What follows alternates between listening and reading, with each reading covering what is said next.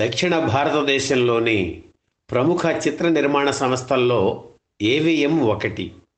1935లో చిత్ర నిర్మాణం ప్రారంభించిన ఈ సంస్థ ఇప్పటికీ తమిళ చిత్రరంగంలో కొనసాగుతుంది. 100 ఏళ్ల చరిత్ర కలిగిన ఈ సంస్థకు ఆద్యుడు ఏవి మెయ్యప్పన్ చెట్టియార్. 1942లో ఆయన ప్రారంభించిన ఏవిఎం స్టూడియో ఇప్పటికీ తన అస్తిత్వాన్ని కాపాడుకుంటూ కొనసాగుతుంది. చెట్టియార్కు కళలంటే ఆసక్తి, దాంతోపాటు చిత్ర నిర్మాణం పట్ల అంకిత భావం కూడా ఉండేది. అందుకే సినిమాలు తీశారు, పెద్ద సంస్థలతో పోటీ పడ్డారు, విజయాలు సాధించారు. అయితే తొలి రోజుల్లో ఆయనది సునాయాస ప్రయాణం కాదు. మొదట్లో ఎన్నో అపజయాలు ఎదురయ్యాయి. కానీ అధైర్యపడకుండా ముందుకు సాగారు. పోయిన చోటే వెతుక్కోవాలనే సిద్ధాంతాన్ని నమ్మారు. మొదట్లో తమిళ చిత్రాలు తీశారు, కలిసి రాలేదు. తెలుగులో అదృష్టం పరీక్షించుకుందామని 1940లో భూ కైలాస్ చిత్రాన్ని నిర్మించారు చెట్టియార్. కన్నడంలో పాపులర్ అయిన ఒక నాటకం ఆధారంగా ఈ చిత్రం తయారైంది. బహుభాషల కళాకారుల సంగమంగా భూ కైలాస్ను వర్ణించవచ్చు.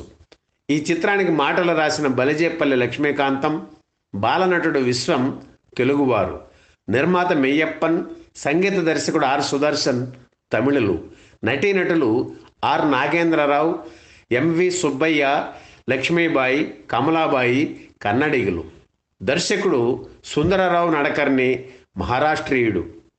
ఈ సినిమాలో సుబ్బయ్య నాయుడు రావణుడిగా, ఆర్ నాగేంద్రరావు నారదుడిగా, లక్ష్మీబాయి మండోదరిగా నటించారు.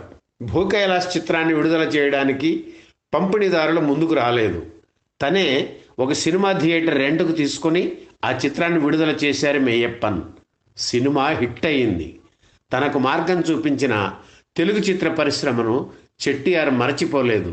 మద్రాసు వడపళని ప్రాంతంలో అతిపెద్ద స్టూడియో నిర్మించి అగ్ర నిర్మాతగా ఎదిగారు.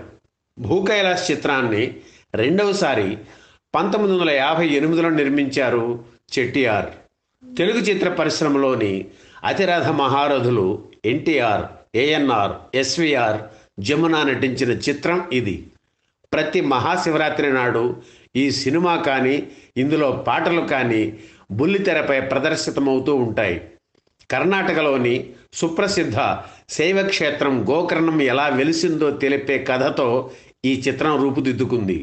భక్తునిగా రావణుని దీక్ష, పట్టుదల కళ్లకు కట్టినట్లు చూపించిన చిత్రం ఇది. రావణుడిగా ఎన్టీఆర్ నటించిన భూ కైలాస్లో నారదుడి పాత్రను అక్కినేని పోషించారు. ఈ ఇద్దరు మహానటులు ఈ చిత్రంలో తాతా మనవళ్లుగా నటించడం విశేషం. అంతవరకు రాముడు, కృష్ణుడు పాత్రలను పోషించి పురాణ పురుషుడిగా, కారణ జన్ముడిగా కీర్తినందుకున్న ఎన్టీఆర్ తొలిసారిగా రావణాసురుడి పాత్ర పోషించి ప్రేక్షకుల్ని రంజింపజేశారు. ఒక పాపులర్ హీరో దుష్ట భూమికను పోషించడం సంచలనమే. ఎన్నో విమర్శలు వినిపించాయి కూడా. అయినా వాటిని లెక్క చేయకుండా ప్రత్యేక శ్రద్ధ తీసుకొని నటించారు ఎన్టీఆర్. ఇక ఏఎన్ఆర్ విషయానికి వస్తే, ఏవిఎం సంస్థ నిర్మించిన ఒరు ఇరువు, వదిన చిత్రాల్లో అంతకుముందు ఆయన నటించారు. అలాగే చెట్టిఆర్ నిర్మించిన సదారమ చిత్రంలో దొంగ పాత్రకు అక్కినేనిని ఎన్నుకున్నారు. కొంతకాలం షూటింగ్ జరిగింది కూడా. అయితే ఆ పాత్ర చేస్తే సినిమా దెబ్బతింటుందని చెట్టిఆర్కు చెప్పేశారు. తన వల్ల అయిన ఖర్చు తిరిగి ఇచ్చేస్తాను, నన్ను వదిలిపెట్టండి అని అడిగారు అక్కినేని. కానీ చెట్టిఆర్ ఒప్పుకోలేదు. నువ్వు నటిస్తున్నట్లు డిస్ట్రిబ్యూటర్కి చెప్పేశాను, పోస్టర్స్ కూడా ప్రింట్ చేస్తున్నావు, నువ్వు చేస్తే నీకు అది వెరైటీ అవుతుంది అని నచ్చజెప్పారు. అక్కినేని చక్రపాణి దగ్గరికి వెళ్ళి ఈ విషయం చెప్పారు. తను చేస్తున్నది తప్పో రైటో చెప్పమన్నారు అక్కినేని. నిజమేలే, అయిష్టంగా ఏం చేస్తావు అని చెట్టిఆర్కు ఫోన్ చేసి, ఆడు చేయలేండి, మొండి ఘటం వదిలేయండి అని చెప్పేశారు చక్రపాణి. సదారామ చిత్రానికి అక్కినేనికి 11,000 రూపాయల పారితోషికం ఫిక్స్ చేశారు చెట్టిఆర్.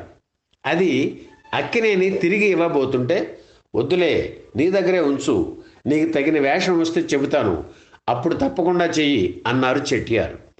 ఆయన భూ కైలాస్ చిత్రం తీస్తూ అక్కినేనికి కబురు చేసి అందులో నారదుడిగా నటించమని అడిగారు. ఎన్టీఆర్ రావణుడిగా నటిస్తున్నారని చెప్పారు. సరేనన్నారు అక్కినేని. అలా తొలిసారిగా నారదుడి పాత్ర పోషించారు అక్కినేని. ఆ తరువాత అదే ఏడాది రూపొందిన శ్రీకృష్ణ మాయలోనూ ఆయన నారద పాత్ర పోషించారు. భూకైలాస్లో మయబ్రహ్మగా ఎస్వి రంగారావు, శివుడిగా నాగభూషణం, కుంభకర్ణునిగా మహంకాళి వెంకయ్య, మండోదరిగా జమున, పార్వతిగా బి సరోజాదేవి, సీతగా విజయ నిర్మల, కైకిగా హేమలత నటించారు. హిందీ నృత్యతార హెలెన్ సుందరాంగ అందుకోరా పాటలో నర్తించారు. విఖ్యాత కార్టూనిస్ట్ ఆర్కే లక్ష్మణ్ సతీమణి కమలా లక్ష్మణ్ మున్నీట పవళించు నాగశయన అంటూ సాగే పాటలో నృత్యంతో ఆకట్టుకున్నారు. కె శంకర్ దర్శకత్వం వహించిన ఈ భూకైలాస్లోని పాటలు పద్యాలు ప్రేక్షకుల్ని అలరించాయి.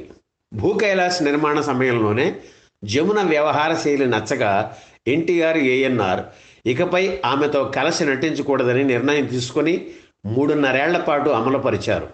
ఆ తరువాత గుండమ్మ కథ చిత్ర నిర్మాణ సమయంలో నిర్మాత చక్రపాణి జోక్యంతో వీరు ముగ్గురు మళ్లీ కలిశారు. భూకైలాస్ చిత్రాన్ని తెలుగుతో పాటు కన్నడంలో కూడా నిర్మించారు చెట్టియార్. అందులో రాజ్ కుమార్ రావణుడిగా నటించారు. కన్నడ వెర్షన్లో రంగారావు, జమున కూడా నటించారు. కన్నడ చిత్రం 1958 ఫిబ్రవరి 5న విడుదలైంది. తెలుగు వెర్షన్ మార్చి 20న రిలీజ్ అయింది. ఎన్టీఆర్ బాగా నటించిన రావణుడిగా రాజ్ కుమార్ బాగా చేశాడని టాక్ రావడంతో ఎన్టీఆర్ ఛాలెంజ్గా తీసుకున్నారు. తన అభిమాన పాత్ర అయిన రావణుడును అందరి మనసుల్లో నిలిచిపోయేలా చేయాలని భావించారు. అందుకే స్వీయ దర్శకత్వం సీతారామ కళ్యాణాన్ని నిర్మించి అందులో రావణుడిగా నటించారు ఎన్టీఆర్. ఆ సినిమా ఆయనకు ఎంతో పేరు తెచ్చింది. ఆ తరువాత శ్రీకృష్ణ సత్య, శ్రీరామ పట్టాభిషేకం, బ్రహ్మర్షి విశ్వామిత్ర చిత్రాల్లోనూ రావణుడి పాత్ర పోషించారు ఎన్టీఆర్. ఈ వీడియో మీకు నచ్చితే లైక్ చేయండి, షేర్ చేయండి, వెంటనే సబ్స్క్రైబ్ కూడా చేయండి.